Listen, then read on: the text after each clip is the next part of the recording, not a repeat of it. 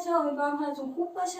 امروز میخوام از مزایای پروتئین تراپی مو بگم و اینکه برای چه کسایی مناسبه. مراقبت‌های بعدش هم بهتون میگم که چیکار کنید ماندگاریش بیشتر باشه یا کلا خراب نشه موهاتون، و یه سری محصولات توی رنج قیمت متوسط هم که میتونید استفاده کنید میگم بهتون.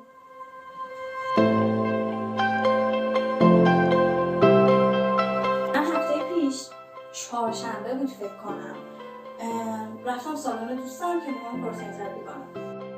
خیلی یهویی شد، یه جورایی اصلا تصمیم قبلی نداشتم براش، ولی چند وقتی بود که می‌خواستم موهامو کوتاه کنم. بعد دیگه یه جورایی موقعیتش پیش اومد و اینا، گفتم ای وقت خوبه میرم هم موهامو کوتاه کنم هم پروتئین تراپیشون میکنم. برای همین قبل اینکه برم سالن رفتم همون با غم فراوان اومدم موهامو بافتم، باهاشون وداع کردم، خداحافظی و از این داستانا. ولی وقتی رفتم سالن یه جوری پشیمون شدم. هم آرزو گفت به نظر من کوتاه نکن، همین که خودم هنوز انگار دل نکنده بودم از موهام، نمیتونستم کوتاهشون کنم. خلاصه این فکر کنم مشکل همیشگی دخترها باشه، همون کوتاه دوست دارن، همون خب یکم زیادی تو صورتم بود که جمعش کرد. این دوتا من تو صورتم. آقا من قبلش بگم یه دریای گارد دارم نسبت به کار اینطوری. کلا طبیعی بودن رو خیلی ترجیح میدم، نه اینکه خوشم نیاد ها، خیلی هم باحال اتفاقا به نظرم.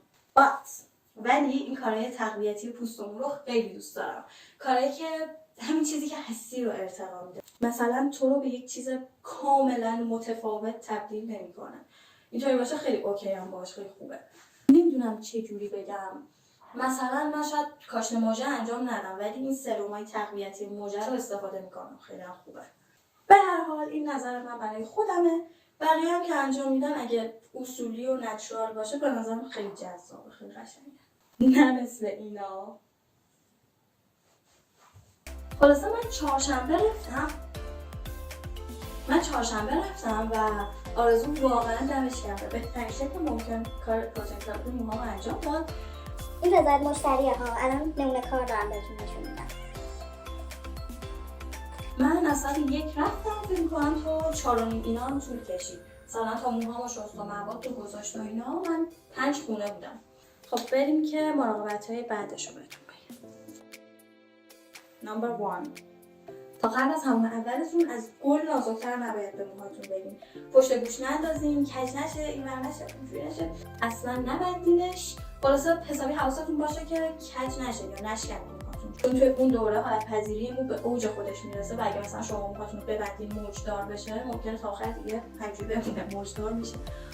موقع خوابم خیلی مراقب باشین، حتما از روبالشتی سیلک یا ساتن استفاده کنید. در کل جنرالی بهتره که از روبالشتی ساتن استفاده بشه همیشه، حتی اگه مثلا موهاتون رو پروتئین نکرده باشین برای پوست و مو خیلی بهتره، ولی الان دیگه واجبه، الان خیلی حساسه موهاتون.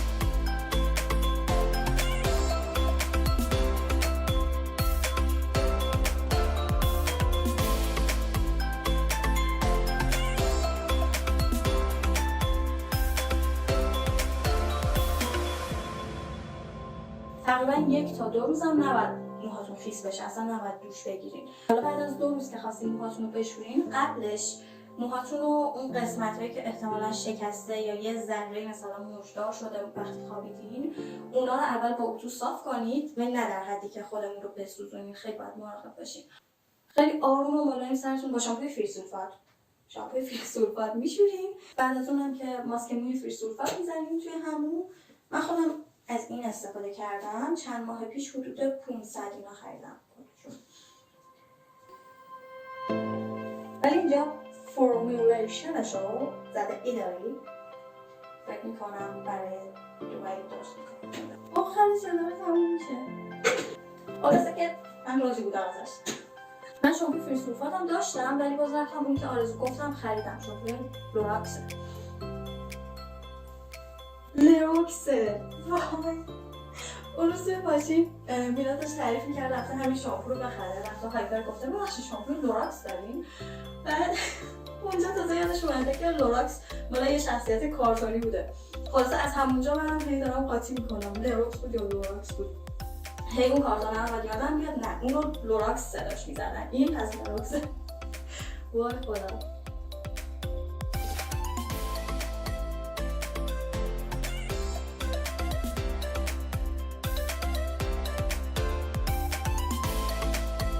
خلاصه این شامپوی لروکس نسبت به کیفیت و حجم و قیمتش فکر می‌کنم خیلی مناسب باشه. از همون که برگشتیم خیلی آروم و ملایم به این صورت موهاتون رو خوش کنید در حدی که مثلا آب چکونش بره. بعد حالا اگه ماسک مو مثلا برای بعد همون بهتون دارین میخواین بزنید استفاده کنید بزنید. بعدش واسه قبل از سشوار کشیدنتون سرم دو فاز حرارتی میزنید. من خودم آخر شب رفتم از یه داروخونه شبانه روزی اینو خریدم. دو فاز نیستش، حالت کرمیتور داره، مثلا بافتش مثل بستنی موه. برند فولیکا هم هست، نمیدونم خودم چجوریه چون تازه من استفادهش میکنم. تو دیجیکالا که سرچش کردم نظرات بد نبود راجبش. خودم 170 اینا خریدمش، اونجا 130 بود قیمتش، قیمت دیجیکالا. بعد همین دیگه ولی بوش خیلی خوش بود.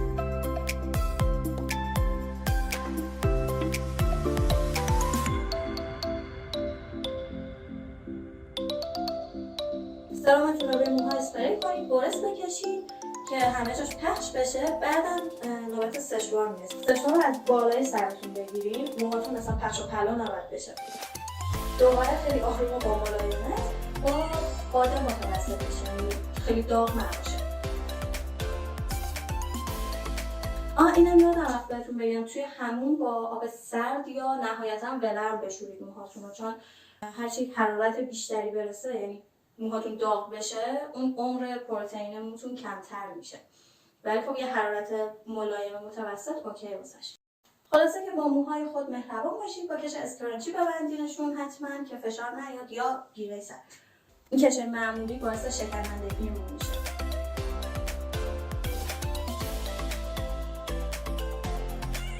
اول اینکه ترجیحاً استخر نرین چون کلور آب پروتئین ما رو خراب میکنه، ولی اگه خواستیم بریم خیلی واجب بود قبلش حتما با روغن زیتون یا نارگیل هم فکر میکنم بود. با یکی از این دوتا روغن موهاتون رو خوب چرب کنید، بعد بریم وارد آب بشین.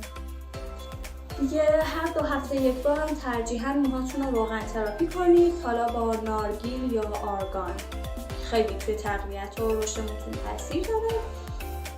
ترجیحاً زودتر از 2 روز دوش کامل نگیرید که بخواید موهاتون رو بشورید که نهایتاً یه روز در میون اوکیه.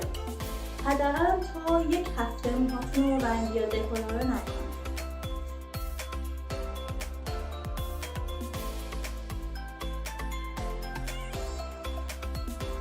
مرسی که تا اینجا همراه هم بودید. امیدوارم مفید بوده باشه براتون و بتونید ازش استفاده کنید. خداحافظ.